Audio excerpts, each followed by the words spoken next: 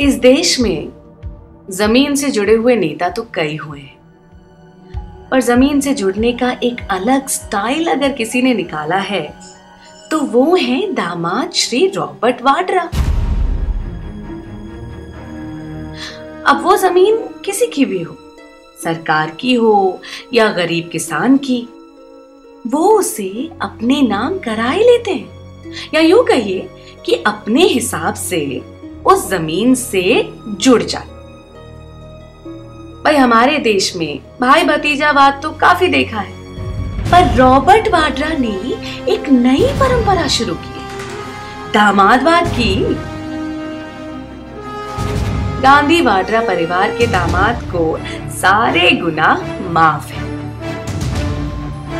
पर उन्होंने ये सब किया कैसे, जरा ध्यान से सुनिए।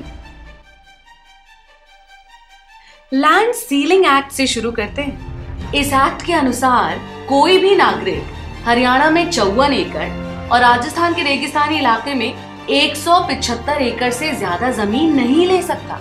पर किसानों की जमीन का रस कुछ ऐसा है कि दामाद श्री की इतने में ही प्यास नहीं बुझती।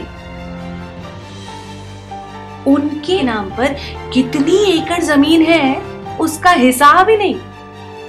जमीन के लिए जमीर बेच देते हैं और उफ तक नहीं करते।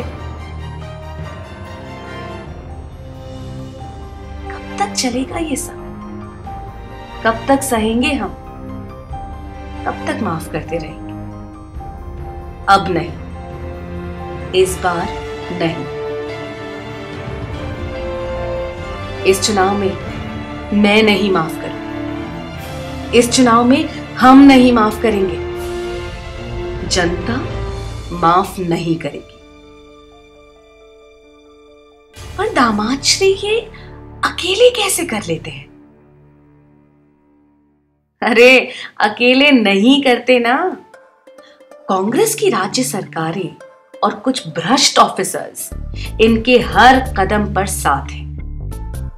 जो भी ऑफिसर इनके काले कारनामों पर पर्दा डालता है वो दिन दुनी रात चौगनी तरक्की करता है, और किसी को नौकरी मिले ना मिले उन ऑफिसर्स की नौकरी पक्की बनी रहती है। हरियाणा सरकार ने तो दामाद श्री को आंख मूंद कर क्लीन चिट दे दी, और कांग्रेस राज में राजस्थान सरकार ने भी इनके व्यापार को बढ़ाने में कोई कसर नहीं छोड़ी।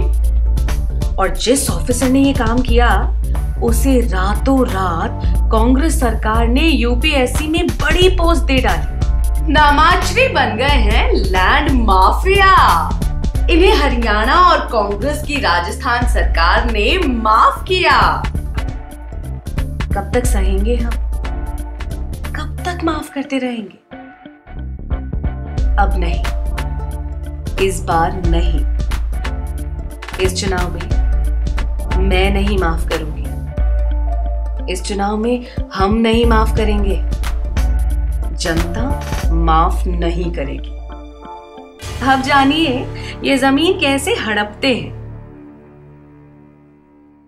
एक ऐसी जमीन जो इनकी नहीं है, ये घोटाले से अपने नाम करा लेते हैं। फिर इसी जमीन को डीएलएफ बिल्डर को बेचकर करोड़ों रुपए कमाते हैं। एक पैसा भी खर्च नहीं किया और पैसों का अंबार खड़ा कर लिया। ये हुई ना बात। और ये सब होता है सोनिया गांधी से मिल रही प्रोटेक्शन के कारण। दामाद श्री का लगता है बस यही सपना, सोनिया जी का नाम जपना, पराया लैंड अपना। कब तक चलेगा ये सब? कब तक सहेंगे हम? कब तक माफ करते रहेंगे? अब नहीं, इस बार नहीं। इस चुनाव में मैं नहीं माफ करूंगी। इस चुनाव में हम नहीं माफ करेंगे। जनता माफ नहीं करेगी। अब जानिए कि ये बिना रोक टोक के ये काम कर कैसे लेते हैं। भैया सासू माँ और साले साहब ने पूरी छूट जो दे रखी है।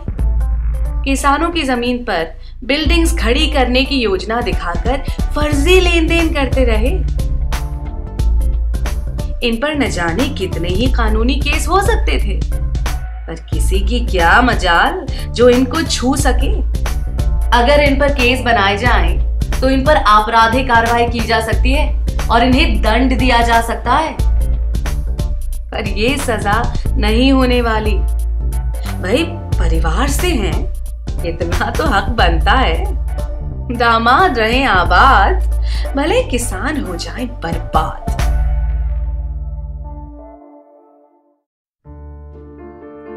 कब तक चलेगा ये सब? हाँ, कब तक सहेंगे हम? कब तक माफ करते रहेंगे? अब नहीं, इस बार नहीं। इस चुनाव में मैं नहीं माफ करूंगी। इस चुनाव में हम नहीं माफ करेंगे। जनता माफ नहीं करेगी। अच्छा, आपने सुना होगा कि हर महारथी का एक पसंदीदा हथियार होता है। दामाद श्री का पसंदीदा हथियार है बेनामी लेन देन। इस तरह के बेनामी लेन देन कर करके इन्होंने वाड्रा मॉडल ऑफ डेवलपमेंट खड़ा किया है। पर इस मॉडल का फायदा किसे हुआ है? किसानों को, गरीबों को, आपको, मुझको? अरे नहीं, दामाद श्री को। वाड्रा मॉडल ऑफ डेवलपमेंट का मतलब ही है सिर्फ वाड्रा का डेवलपमेंट होगा और किसी का नहीं।